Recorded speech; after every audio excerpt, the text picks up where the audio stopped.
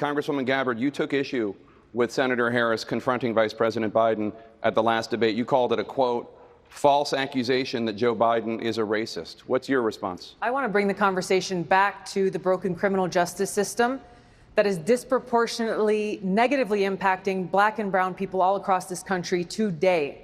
Now, Senator Harris says she's proud of her record as a prosecutor and that she'll be a prosecutor president, but I'm deeply concerned about this record. There are too many examples to cite, but she put over 1,500 people in jail for marijuana violations and then laughed about it when she was asked if she ever smoked marijuana. She blocked evidence. She blocked evidence that would have freed an innocent man from death row until the courts forced her to do so. She kept people in prison beyond their sentences to use them as cheap labor for the state of California. And she fought to keep cash bail system in place that impacts poor people in the worst kind of way. Thank you, Congresswoman. Senator Harris, your response.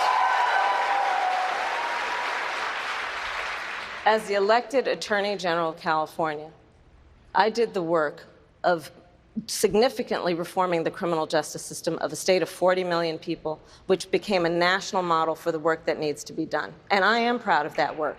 And I am proud of making a decision to not just give fancy speeches or be in a legislative body and give speeches on the floor, but actually doing the work of being in the position to use the power that I had to reform a system that is badly in need of reform. That is why we created initiatives that were about reentering former offenders and getting them counseling. It is why, and because I know that criminal justice system is so broken, that I am an advocate for what we need to do to not only decriminalize, but legalize marijuana in the United States. I want to bring Congresswoman Gabbard back in. Your response, The bottom line is, Senator Harris, when you were in a position to make a difference and an impact in these people's lives, you did not. And worse yet, in the case of those who were on death row, innocent people, you actually blocked evidence from being revealed that would have freed them until you were forced to do so. There is no excuse for that.